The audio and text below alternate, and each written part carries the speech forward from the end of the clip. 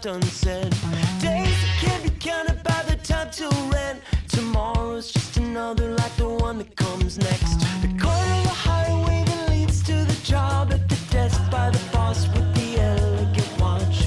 The tick of the clock and the tick of the clock mark the moments till the ticking stops. Margaret Andrews, welcome to the podcast. Thank you so much. It's great to be here. There's a story that I recount in my book, Yes and it's about a time when we were hired by a Chicago museum to do a sort of team building workshop, but really it was about the one brilliant guy there who couldn't get along with anyone. Mm-hmm. And so this entire workshop was because that. Needless to say, it did not work. And they had to make the difficult decision to let him go because, brilliant, but it just made everyone else miserable. And your new book kind of starts with a similar story in terms of you, I think, teaching a class. Can you tell us about that? Yes. It's actually one of my favorite things that ever happened in the classroom. So we're I'm teaching this case, and it's about Dr. Ron Ventura, who is a brilliant surgeon and also has terrible interpersonal skills. So very similar to what you just said. Right? We love this side. Oh my gosh, this is terrible. And so the class is having a very impassioned discussion about what to do with this guy. On one hand, we have people arguing, let's keep him and coach him, and, so that we can retain these great surgical skills and, buffer off those rough edges. The other side is saying, no way, it's never going to work. We got to get rid of him. He's killing our culture. And so as we're kind of closing down the discussion, I see a hand raised in the back of the room, and it's James. And James has not spoken the whole time, the whole 2 days we've been together.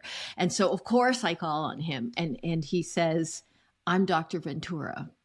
And, just like in the movies that you see where everybody turns around at the same time. And then he realizes what he said. Right? He said, oh, I'm not the real Dr. Ventura. He said, I'm an engineer, not a surgeon. But he said, the rest of that case could have been written about me. And he said, I was recently passed over for a promotion. If I don't fix this, I'm probably going to get fired. And it was one of the most vulnerable things I've ever heard anyone say in a classroom. But what was also really interesting was what happened afterwards, because not long after that, we took a break and everybody wanted to talk to James. And it showed me, I think, that there are more Dr. Venturas there, but also I thought it also showed that there were a fair number of people that thought they might be Dr. Ventura. So I thought, oh, all right, this is good. And I just thought that was the greatest, bravest thing he could have said, because he cracked it open for lots of other people. So I'm curious, there's a chicken and egg thing here, and I'm curious for you, what came first? I'm in the leadership business, I'm in the business arena, or I'm in the self-regulation behavioral area? What came first? Or they somehow collide together? I think they kind of collide together. Yeah, I think so. I feel that a lot of times I will kind of gravitate towards anything that catches my interest, right? And kind of go down silly rabbit holes and things like that. But that is exactly how things come together, right? Is by, what interests you and, what more and what's adjacent to it and those kinds of things. So, and there's a bit of me search probably here too. Okay. Absolutely. Isn't that always true? Oh, no, absolutely, completely. So you had a boss one time who said actually you were not self-aware. Oh, yeah. And I think that was why the James story resonated with me so much, was that, yes, I did have that. And one time, I was doing well in this job, knocking the ball out of the park until one day he was a newish boss. And so we didn't really gel that well, which I think lots of people can understand how that happens. But one time when I was in his office, he sort of looked across the desk at me and said, you're not self-aware. And he didn't say it in a "Hey, you may not know this. Let me help you with it" kind of way.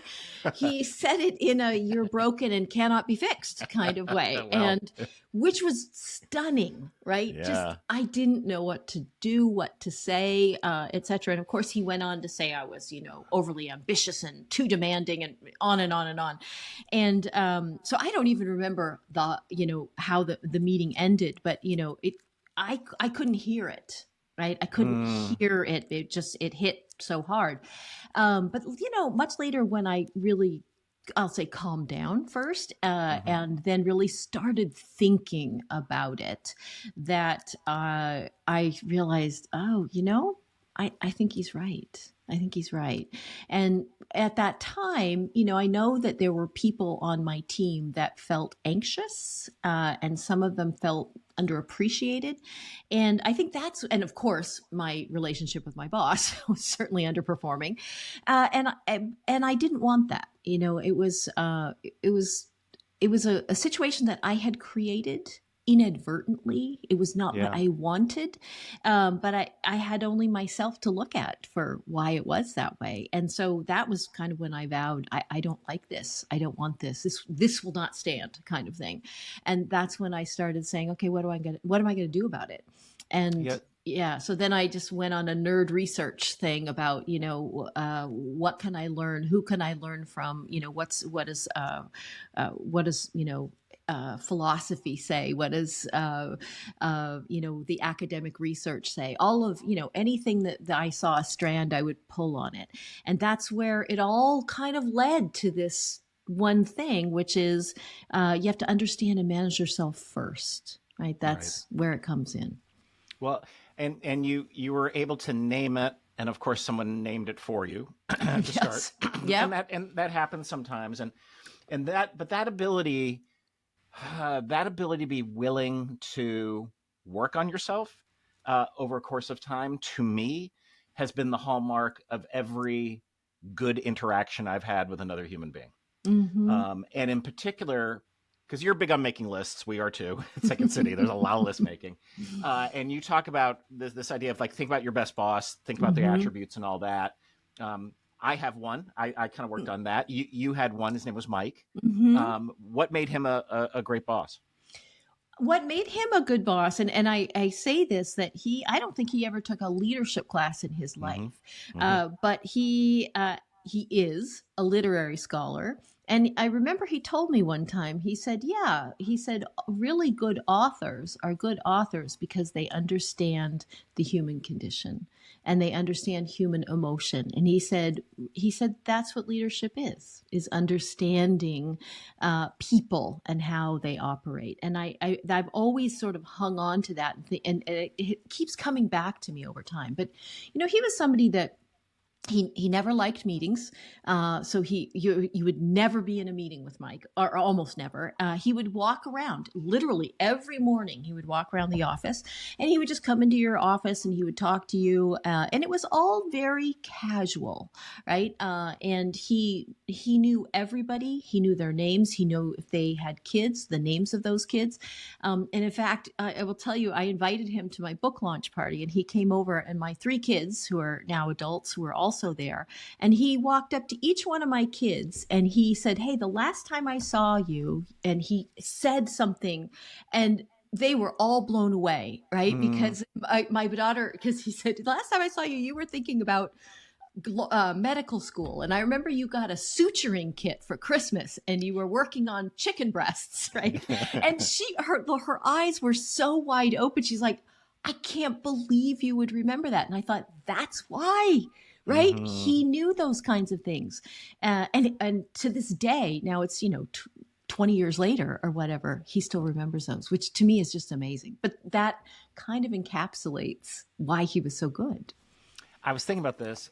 I'm pretty sure my best boss is my boss I have now, Ed. And I say this because I know he does not listen to the podcast. I can guarantee you he's not. He talks to me enough that he does not want to hear more Kelly Leonard. But one of the things that I love about working for him is he is about accountability, but mutually. And that is the difference that I was like, oh, this is very different, which is you are holding me accountable, but you also are holding yourself accountable to me. And when you let me down, you let me know. And when I let you down, you let me know. and we just had it like, I did something stupid recently, and he's like, hey, I just wanted to cover off on this because I think we all, and we don't need to talk about it again. I'm like, okay, great. Yes, I'm sorry. I get it. I got the note. And this is actually a big thing at Second City, which is we have a sort of a phrase around when a director is giving notes to an ensemble, usually after a show when they're improvising and working on a new show. And the thing is, take the note. It doesn't mean you have to. Well, you would say take the effing note, but take the note. Yes, that too. Yeah. Well, it's like you don't have to actually do it. You don't have, but in the moment, take it. And then if you have a question for the director later about that note, that's fine. But they are trying to steer you in a way to make it better, and in the context of a group. So they're going to give you a note, and it's their best idea. If you find another way there, no one's going to complain about that. Right. But fighting the note, it leads to like the worst outcomes. Yes. Yeah. Well, that's true, not just in improv, right? No. And I oftentimes think that's true with feedback. I oftentimes ask people to think about, what feedback they've received. And I say, pay close attention to feedback you disagreed with, and also feedback that surprised you. Right, because they're oftentimes in that same vein, because there's that old adage that feedback is a gift, and I say, and gifts can come in ugly packages. It doesn't mean that they're not valuable gifts, but they can be ugly, and I think a lot of times the ones that surprise us or we disagree with are the effing notes, right? Those are the ones that you want to push back on. But it's that gift of a perspective that you didn't have, right? Somebody is seeing something, and you can internalize it later and say, do I agree with this? Let me think more about it. But at least now you have the perspective. You didn't have that before. All right. I want to describe an improv exercise we do in a lot of our corporate workshops, and it relates to when you talk about intentions and behaviors and all that. So it's called thank you statues, and we have the group go in a circle, and we ask someone from the circle to step into the center and strike a pose. And then the instruction is, okay, so what we have to now is anyone who's in the circle can step in, and strike another pose next to this person, and then they're going to say thank you, and then they're going to leave. Go.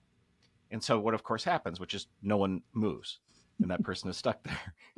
And maybe finally someone comes in, and we're like, okay, so what's going on, right? And we're like, why didn't you step in? And they're like, well, I didn't know if I was the right person. Maybe someone else. For the person in the middle, what did you want someone to do? I just wanted someone to come in. Yes. That's all they needed to do.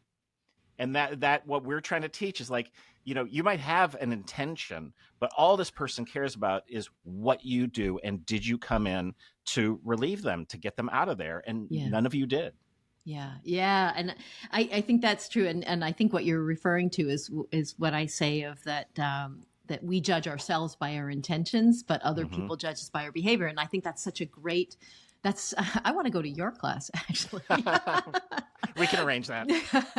Because that's exactly right. That, because I will say that understanding what I just said gave me a lot more empathy for previous bosses, ones that I thought were not very good, and some who I actually thought kind of had it out for me.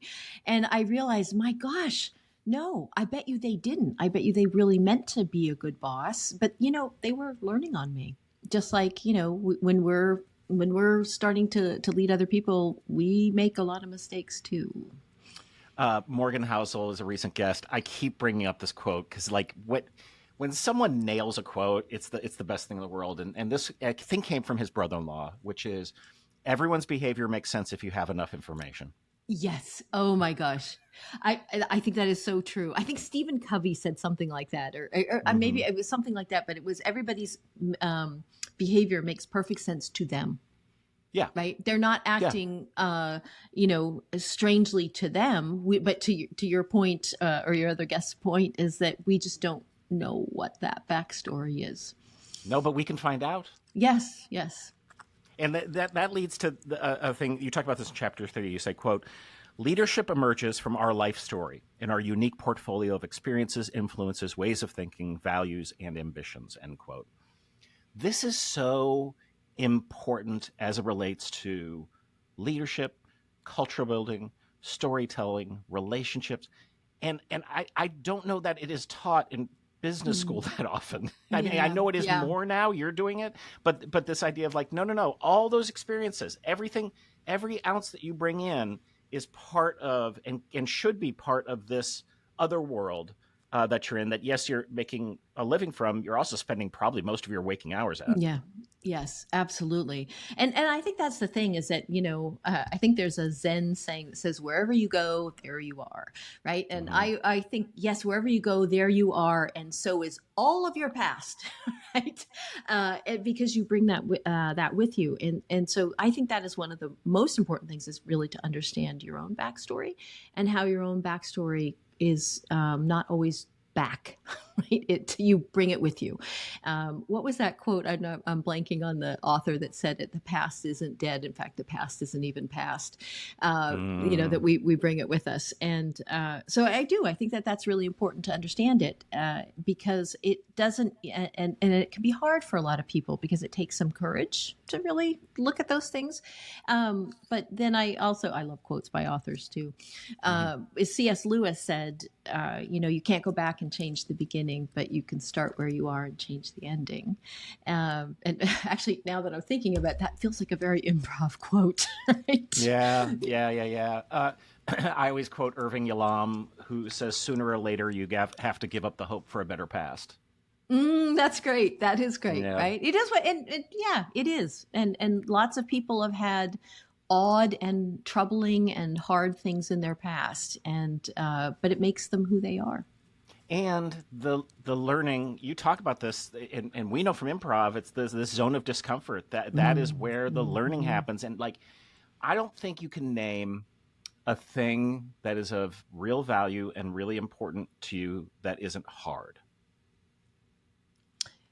Yeah, I think that that's true. I was actually at the Mary Chapin Carpenter concert last night, and I love one of her songs where the chorus line is "Everything we got the hard way," right? And I think there is a very very similar is that when you think back to the hardest times, they are the times in some ways you remember with fondness, right? Because you got through it and Yeah. you got something from it. Yeah. I mean, no rational human being would have a child. And more than one. Let's Right, yeah, we're out of our minds for doing that.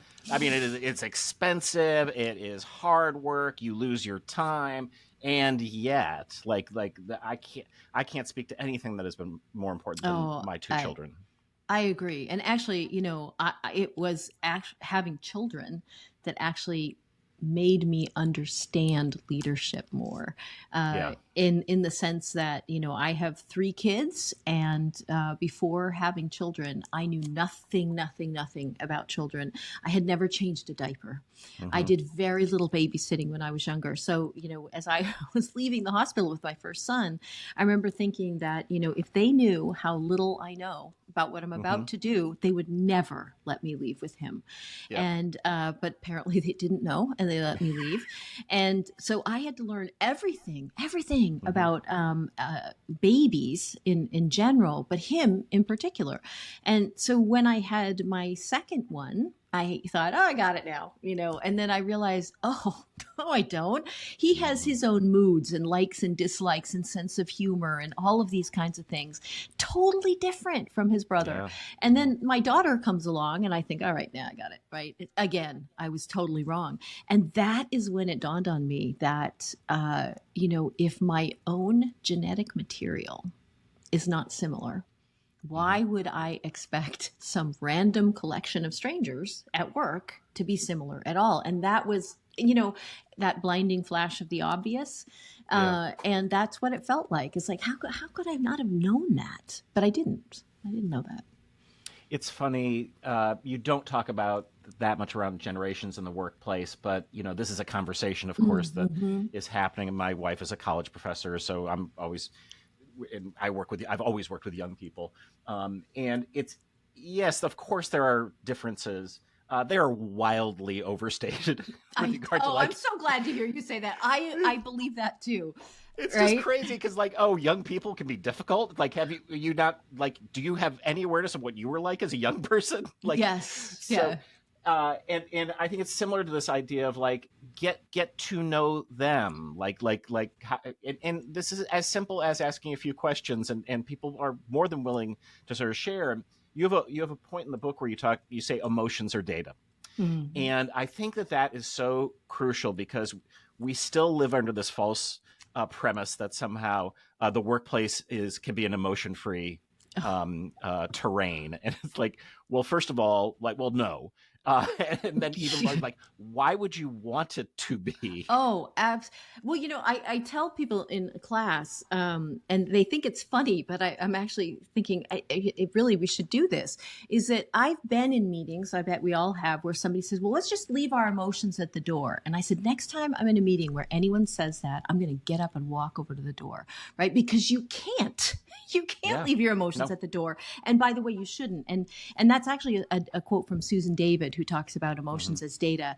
And, it doesn't mean you have to, it's not a directive, as she says, right? It doesn't mean, because when you're angry, you might want to do something that you would later regret. So, but it's telling you are angry, something is blocking you. And therefore that's probably why you're feeling angry. But yeah, they are data. And so that little uncomfortable feeling you have in your gut sometimes that uncomfortable feeling is saying stop. And other times it's saying, oh, this is going to be risky, but go anyway. Right. But you got to listen to it. I want to talk a bit about mentoring and coaching.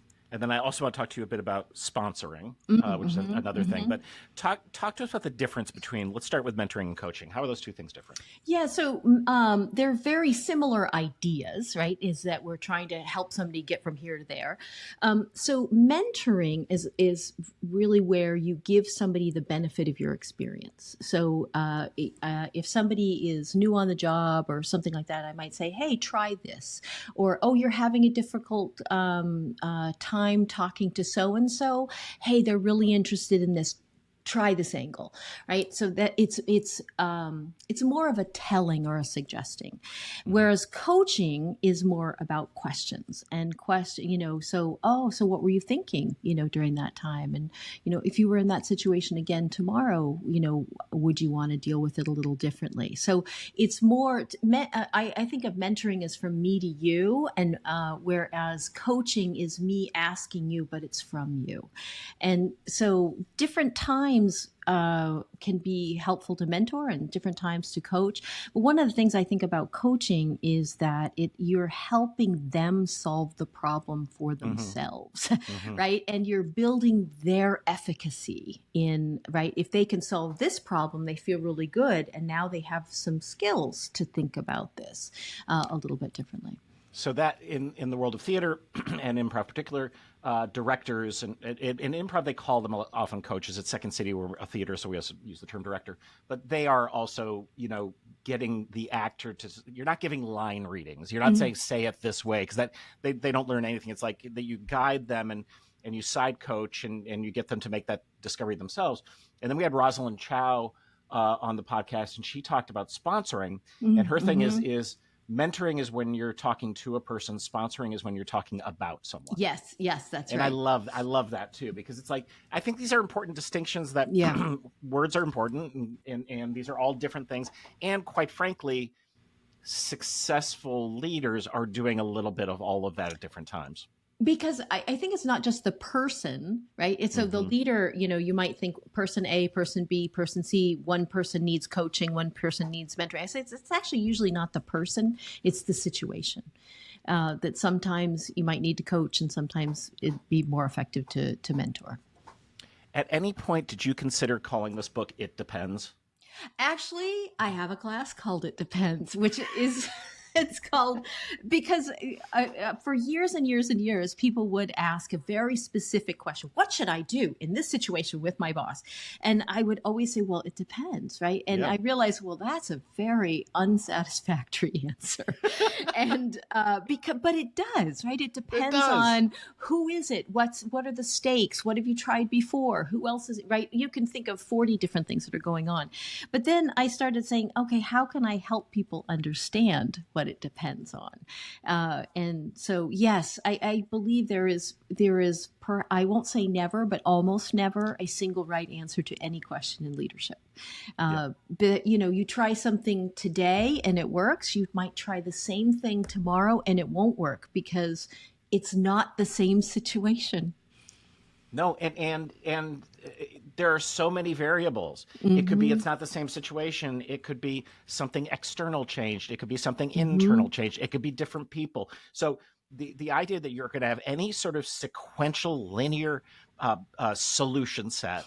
And by the way, this has always been true, Yeah. and it's just way more true right now in a AI universe and in the political environment, social environment, and not like, so like this is the thing that keeps catching us up. Of course, where I work, and alumni of the theater have been in the news, and other sort of Mm-hmm. Mm-hmm. people in the comedy world for.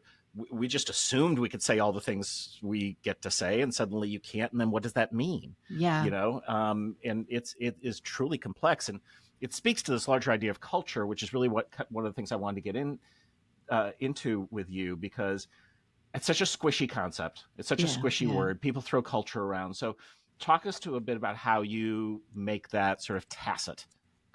Yeah. So, I mean, the whole idea of culture, I think, to me, there's many words that we use that have lost their meaning because everybody uses them in a different way. And I think culture can be a little bit like that. So, I always think of David Foster Wallace one time gave a commencement address at Kenyon, and he started it off with a little tiny anecdote. He said, two fish are swimming through the pond one day, and they encounter an older fish swimming toward them. And the older fish says, hi, boys, how's the water? And the two fish swim on, and the one turns to the other and says, "What the hell is water?" Right? And he's talking about, this is your life. Your life is the water. And I always think that's a great way to think about culture. Is it's the water, it's the air you're breathing, kind of thing. So, a lot of times we think of culture as the way we do things around here, and that's actually a pretty good proxy for it. And because if you go from one company to another company, or one family to another family, they do things differently. And it's not that one is better or worse. They're different, and some may be better or worse for you. Right. And so it kind of goes back to this, it depends. Because when somebody says, oh, they have a terrible culture, I always want to append it by saying, for you. Right. That culture actually works for other people. That's why that culture is there. So when we think about culture in an organization, it's not just what you see and what you hear and what you feel. It's about, how people treat each other and what is considered funny, and, who treats who different ways. Does everybody dress the same, or is there more individuality, or these kinds of things? So the culture is kind of, the water that we're swimming in. And that's why it's so squishy, as you say. It's hard to get your arms around. And that's why I always loved the work of Ed Schein from MIT. And he talks about these layers, right? The first is the artifacts. These are things that you can see, right? Is it, I used to do this, when I was working full-time at Harvard, I would oftentimes bring people for lunch over to the faculty club. And so right before we go through the door, I'd say, close your eyes for a second and tell me what you think the inside looks like. Right? And they'd close their eyes, and then and they'd think, and I said, don't tell me. And then we'd walk through the door, and I'd say, is this what you thought it was? And they'd say, exactly what I thought it was. Right. So they were dark wood paneling, overstuffed chairs, photos of old dead white men, paintings. Actually, they didn't have photography then. So it is those are kind of artifacts, things you see. But below that are these values that kind of those are hard to get to understand. And there's what we call why is the word escaping me? Not enacted, but espoused values. Espoused values, right? yeah. So this is what we say we value. This is what we say why we have a clean desk policy, or why we say we do these things. And then enacted values are actually the values that come out when you make decisions. So, the classic one, actually, and a friend of mine worked in an organization where they talked endlessly about how they wanted everybody to, take care of their lives and their health and these kinds of things. And yet every month they gave the above and beyond award, right? Which was for the person who just worked these crazy hours to get things done, right? So espoused values, take care of yourself, right? Enacted values, grind. And then of course, beneath that is what they talk about is these shared tacit assumptions. And these are like these deeply held beliefs about the way the world works. And that's what is driving a lot of culture. Yeah, I will tell you the one that kicked my butt in COVID and George Floyd was the show must go on, which is something we all believed, and we took it as a badge of honor. And they were like, oh, was this actually a thing that pushed poor actors when they were sick to work for greedy producers? And in fact, it was. Now, there are elements of it that I still love with regard to the way we push through and the way we do our work. But, this is a change that came very late in my career and late in terms of the industry I'm in. And so this idea of like, well, the culture changes. And the other thing I think of is this dance between culture and the self. And the fact for individuals, I think that many of us are still stuck in the idea that there's one authentic self. Oh, yeah. I think so. You know what I mean? This is Goffman's work, and I love it. But I mean, there are many selves. You present yourself very differently in a tons of different situations, and that does not make you inauthentic. It makes you. Right. I mean, the idea of we contain multitudes, right? Sure. And I think that is really true. That there are me on really great days, and there's me when I'm feeling down or when I'm feeling threatened, or right, that all of these different things, and our emotions play into this. And so, yeah, I think that the whole idea of one me, right, which is why I do like looking at backstories, because you understand that there are so many threads, right? There's so many influences in your life, throughout your life, and that you are being pulled by different ones, or different ones are coming out at different times. And doesn't mean that you are being inauthentic or not you. No, that's just like a different facet of you. All right, in a moment, I'm going to ask you for a yes and story, but I'm sort of curious if you have a goal for this book ends up in a bunch of people's hands. What do you hope that they take away? What's the thing? Yeah. Oh gosh, just one. So doesn't have to be this one.